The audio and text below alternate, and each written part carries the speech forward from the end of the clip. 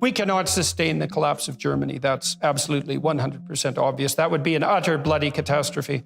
If Germany collapses, EU's gone, right? For a while, right? The man behind the curtain is the WEF, the World Economic Forum. Of course, we're going to have to deal with China, but at this rate, look, if Germany falls from these energy issues, which is looking pretty likely at this point, China is going to peel off the rock too, right? As are we, economically, right? Well, Australia won't build coal-generating electrical plants, but they'll ship their bloody coal to China, where they're going to build much dirtier plants. And the same thing applies to Canada. If we shut down our energy industry, which our bloody, insane, narcissistic, delusional, traitorous prime minister happens to think is a good idea and seems to be working as hard as he can to manage, all that's going to happen is that we're going to cede the ground to people like Putin, who we also turned into a radical enemy with his hands on the control pump for Europe. I mean, I don't see how we could be stupider here in the West if we actually took courses in stupidity and tried as hard as we could.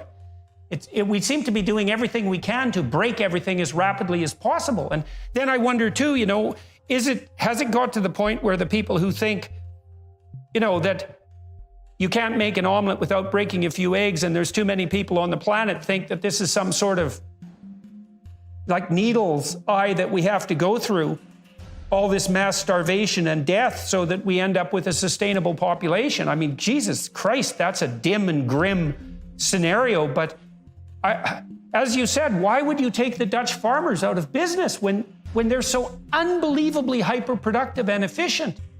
It's not like there's too much food, especially not if we don't have farmers. If you lose the farmers for one generation, you lose all that knowledge. And I saw the government said, well, some of these farmers are just going to have to move. It's like, what are they going to do? They're going to move their farm. How are you going to do that? You can't move a farm.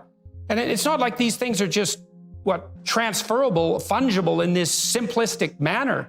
And so, yeah, it's such a form of insanity, and it's all justified by the fact that these half-wit globalists are claiming constantly to be moral because they're saving the planet. And I know this literature. I know the planet-saving literature, let's say, because I studied it for about 4 years and in some depth, and I think I found the world's thinkers who thought this through properly, and that would be Matt Ridley and Bjorn Lomborg and Marian Tupy, most particularly.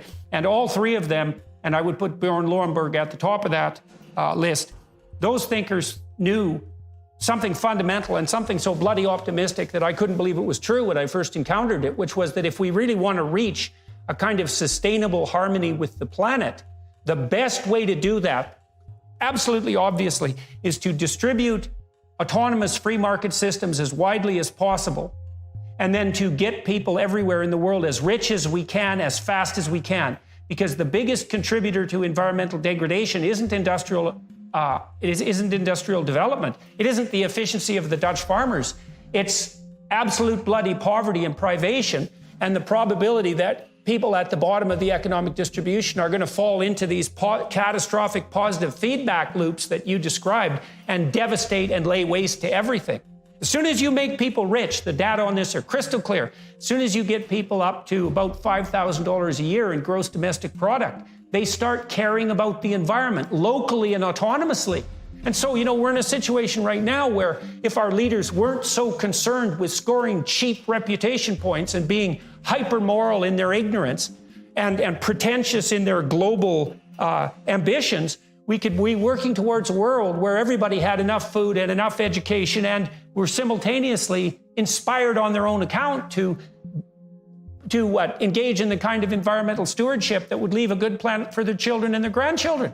We could have our cake and eat it too, And yet what we're doing is we're breaking the supply chains and dooming the poor and fostering what's going to be a mass migration into Europe. And that's just going to be a bloody catastrophe.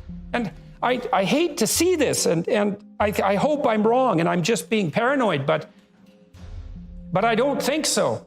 I don't think you're being paranoid. I spend most of my time downrange. I spend a lot of time in places like China, India, just good Lord. I mean, when you land in China, sometimes I wonder if my airplane's going to make it through the smog or we're going to get stuck like Amber in the smog. It's so thick sometimes you can't see the ground. It's unbelievable. And likewise with India, right? I spent almost a year in India and another year in Nepal, right? In Thailand, where I have an office, sometimes you have to have air filters in every room, and because all of Asia's, not all of Asia, but most of Asia's burning their farmland every year. You can see it in satellite photo. Look it up. I mean, it's unbelievable. So I mean, this pollution that comes from poverty is quite intense. Not that China is poor, and rich, and India obviously is increasingly wealthy, but they have huge amounts of impoverished people, and their factories still actually are behaving as if they're poor. They're dumping smog out, unfiltered. It's unbelievable. And anyway, we could go on about that forever. But the bottom line is the farmers are clearly under attack here in Netherlands. The German farmers also are very efficient. Again, I lived 4 years in Germany, and their farmers are also under attack, and so all across Europe.